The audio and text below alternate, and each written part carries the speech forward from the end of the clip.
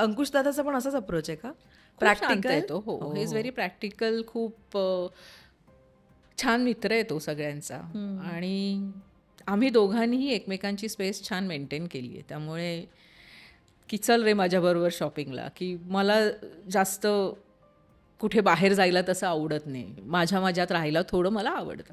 पण त्यानेही मला कधीच फोर्स केला नाही. त्यालाही माहिती आहे मी कशी आहे, मलाही माहिती आहे तो कसा आहे. तुम्ही करिअर ॲडवायझर ठरता पण एकमेकांचे? खूप हो. ऑब्व्हियस नवरा बायको म्हणून त्या गोष्टी बोलल्या जातात. आम्ही नवरा बायको होण्या अगोदरसुद्धा आम्ही एकमेकांचे चांगले मित्र होतो. आणि अंकुशबद्दल असं बोललं जातं की तो खूप चांगला ॲडवायझर आहे. तर तो डेफिनेटली मला हक्काने सांगतो. आणि बघ तू ठरव तुला काय करायचं आहे. पण मला असं वाटतं त्याच्यामुळे त्याचा हा गुण वाखाणण्याजोगा आहे. अंकुश दादाचे प्रोजेक्ट पण आतापर्यंत कमालीचे आहेत. आणि लाईक यू सेड की खूप वेळ तुम्ही एकत्र घालवला आहे. म्हणजे लग्नाच्या आधी पण तुम्ही 10 वर्ष डेट करत होतात. 14 वर्ष. 14 वर्ष डेट करत 14 वर्ष डेट करत होतात. एकत्र काम. मला सांग, एकमेकांना ॲडवाईस करणं होतं एक मित्र म्हणून. तुझ्या मते अंकुश दादांनी दिलेली तुला बेस्ट ॲडवाईस जी आत्तापर्यंत तुझ्या कामी येते, मग मे बी ती एखादी भूमिका निवडण्याबद्दलची असू देत किंवा एक इन जनरल करिअर ॲडवाईस असू देत, तर ती कोणती वाटते तुला? त्याने खरं सांगू असं कधी सांगितलंच नाही. तो मला ऑलवेज म्हणतो तू जशी आहे तशीच राहा, तू करेक्ट आहेस. अभिनयाच्या बाबतीत म्हणशील किंवा कोणतंही काम सिलेक्ट करण्याच्या बाबतीत म्हणशील तर त्याची ॲडवाईस घेते. पण काय करावं हा शेवटी सर्वस्वी निर्णय माझा असतो.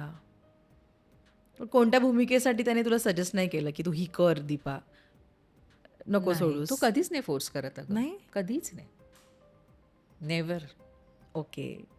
आणि कमबॅकसाठी परत एकदा काम करण्यासाठी ते एक मोटिवेशन तो लागतं. खूप खुश होता. तू करावंच काम असं त्याला खूप वाटत होतं. येईल आणि ते आलं. मग ती संधी सोडू नकोस. मग तुझं 100% आहे एवढं त्याचं सांगणं असतं. आता पण या नव्या कॅरेक्टरसाठी. नक्कीच. कारण भाषा सातारी होती. त्याच्यामुळे तो लहेजा, त्या सगळ्या गोष्टी चाचपडायला झालं. मग हे ऐक, ते ऐक, हे त्याचं खूप सांगणं. त्याची अशी मदत असते. अप्रोच कसा असायला हवा तिथे गेल्यावर.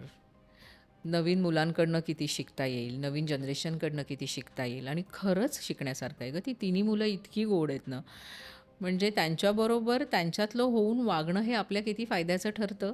आणि नुसतं अभिनय करतो म्हणून वागणं नाही. आमचा छान ग्रुप झाला आहे. म्हणजे अशोकजी असतील, अशोक सर असतील, आम्ही तिघं असू.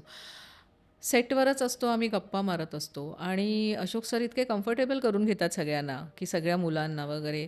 Amazing personality. आणि ती मुलंसुद्धा, माझ्या मुली 3-3 बऱ्याच जणांनी विचारलं, अरे बापरे एवढ्या सुना. म्हटलं असू दे की काय फरक पडतो.